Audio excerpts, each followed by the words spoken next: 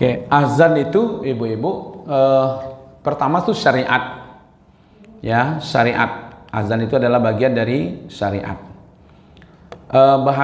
Secara bahasa azan itu al-i'lan, pengumuman. Ya, wa azanu minallahi wa rasulih. Jadi ini adalah maklumat, ya, pengumuman dari Allah. Jadi itu azan untuk memberitahu. Karena memberitahu maka boleh dengan keras dan panjang. Jadi tertibnya azan itu panjang dan keras. Maka bisa saja Allahu Akbar, boleh tuh panjang. Walaupun di situ satu alif kan, boleh panjang. Keras pakai mic boleh. Kalau iqamat itu hanya untuk orang yang mendirikan sholat. Maka itu tidak mesti iqamat itu pakai mic keluar. Karena ada kalimat di situ qad qamatis shalah. Qad qamatis shalah itu segera. Itu bedanya antara azan dengan iqamat. Ya, maka iqamat itu pendek saja. Allahu akbar, Allahu akbar, asyhadu an la ilaha illallah, asyhadu anna Muhammadar Rasulullah. Jadi pendek dan cepat. Kalau azan panjang dan keras. Nah, jangan kurang ambil. Jangan tak balik gitu ya. Tiba je Allahu Akbar, Allahu Akbar. Untuk sayup-sayup kata dengar saya suara kan. Nah. Oh, berarti terbalik itu pemikirannya. Justru azan itu untuk orang di luar sana, yang iqamat untuk orang yang akan mendirikan sholat. Kata-kata qad qamatis shalah itu maknanya segera dirikan sholat.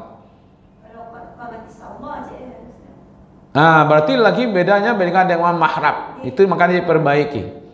Ya, qad qamatis shalah. Ya kan, kalau Solo kecaknya itu berarti di Jawa tuh.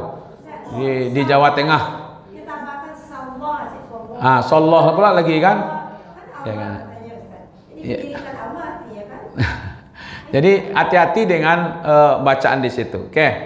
Azan adalah panggilan yang terbaik. Makanya orangnya pun kalau bisa lebih baik.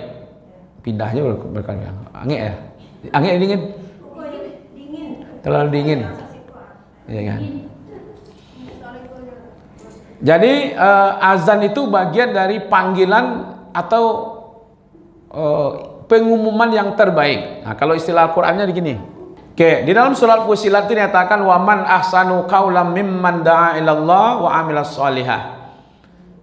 Perkataan yang lebih baik adalah perkataan yang mengajak kepada Allah. Maka dari itu muazin itu pilih suara yang terbaik, bacaan yang terbaik, karena itu akan membawa, walaupun dia berbisik di bumi, tapi panggilan itu sampai ke langit gitu. Yang perlu diingatkan kepada muazin ini ibu-ibu, jangan sampai azan tidak dalam keadaan beruduk.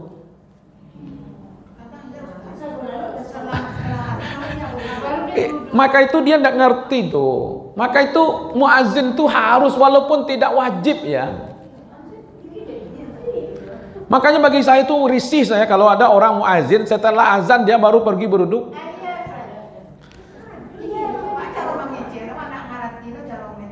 Harus dia beritahu kepada mereka. Ini suara ini Bu, suaranya ini. Iya kan? Lebih pantas mereka itu. Nanti Bu, kita sampaikan itu. Mudah-mudahan nanti ini YouTube ini bisa sampai juga ke telinga orang-orang yang mau azan itu. Ini perkataan yang terbaik, perkataan yang mengajak kepada Allah dan perkataan yang mengajak kepada amal soleh. Nah, perkataan yang mengajak kepada Allah itu azan. Yang mendirikan amal soleh itu ya perkataannya sholat. Jadi kalau ada orang berbisik-bisik, kalau ingin berbisik-bisik juga, bisikkanlah yang baik.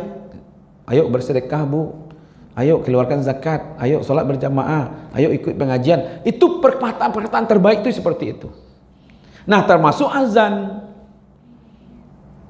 Nah, dalam keadaan beruduk, walaupun hukumnya tidak wajib. Ini ada hadis dikatakan. Di sini ya, ini hadisnya. An Abi Hurairah radhiyallahu an, anan Nabi sallallahu alaihi wasallam qala, la yu'azzinu illa mutawaddiyu. Ini hadisnya mengatakan bahwa dari Abu Hurairah bahwa Nabi SAW bersabda, tidak ada azan atau muazzin kecuali dalam keadaan berwuduk.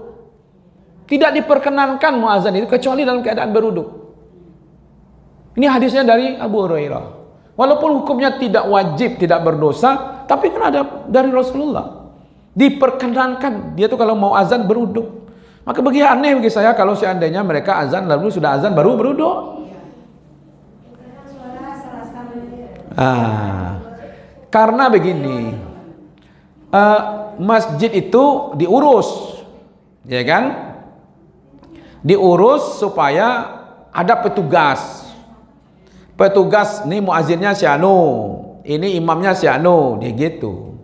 Nanti kan berhubungan juga dengan dana, selalu orang bilang begitu, ya kan? Bagaimana membayarnya gitu? Ya saya kembali lagi ke situ. Kalau saya, ya bisa lah. Kenapa tidak bisa? Saya sederhana saja berpikirnya ibu-ibu. Kalau mengurus rumah kita saja sendiri kita bisa kita urus rumah kita, masa mengurus rumah Allah bersama-sama? Tidak bisa. Ya. Asal yang mengurus masjid itu orang mau memikirkan masjid. Kita bisa mengurus rumah kita karena kita memikirkan rumah. Ya betul enggak? Nah, kalau kita tidak memikirkan rumah Allah, tentu kita tidak ngurus. Ya kan? Saya sekarang ini ibu-ibu udah sampai ke tingkat saya tidak mikirkan bagaimana mengurus rumah tangga lagi. Saya malah habis pikiran saya bagaimana mengurus pondok tadabbur ini. Itu yang saya pikirkan. Iya kan? Kalau rumah udah selesai bu, lama bikin itu juga dipikir lah. Iya kan? Saya menikah tahun 2000 bu, inilah 2025, berarti lah 25 tahun nikah. Itu juga dipikir lah. Iya kan? Dah lah selesai itu mah lah dulu tuh jatahnya udah selesai. Ya kan? Akhirnya yang baru-baru ini pula kita pikirkan lagi kan. Nanti kalau pengurus masjid dia memikirkan masjid, tapi kalau dia tidak memikirkan masjid, itulah akibatnya. Azan terserah siapa yang mau, imam siapa yang mau, ya kan? Nah kalau dia mungkin gara-gara tidak digaji nak, tidak maksudnya itu seperti itu. Nah, harus ditunjuk. Harus ditunjuk oleh siapa yang akan ditetapkan jadi muazzin. Nah kalau ada imam berdua, mungkin satu jadi imam, satu jadi muazzin, berganti-ganti kan. Bisa aja seperti itu kan, ya kan? Dimanapun masjidnya, ya kan, seperti itu. Nah kebetulan ini kajian kita tentang itu kegiatan habis azan. Ini beringat. Boleh pengajian, kultum umpamanya kan, boleh. Tapi jangan ya waktu maghrib. Waktu maghrib kan pendek. Setelah subuh enggak, tapi waktu zuhur boleh. Waktu iya. Kalau antara ada juga di Masjid Nabawi itu dari maghrib sampai isya itu ada pengajian.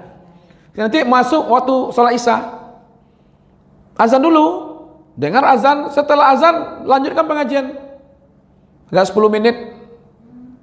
Sambil menunggu orang beruduk boleh.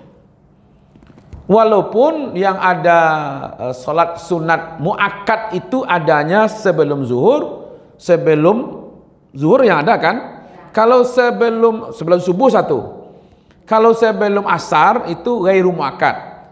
Sebelum maghrib itu ghairu muakkad.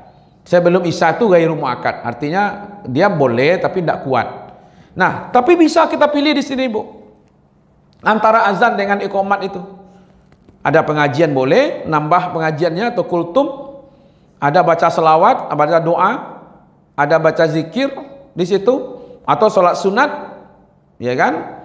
Bisa saja itu dilakukan. Yang muakkadahnya atau yang ghairu muakkad boleh dikerjakan di situ, ya kan? Yang penting kita manfaatkan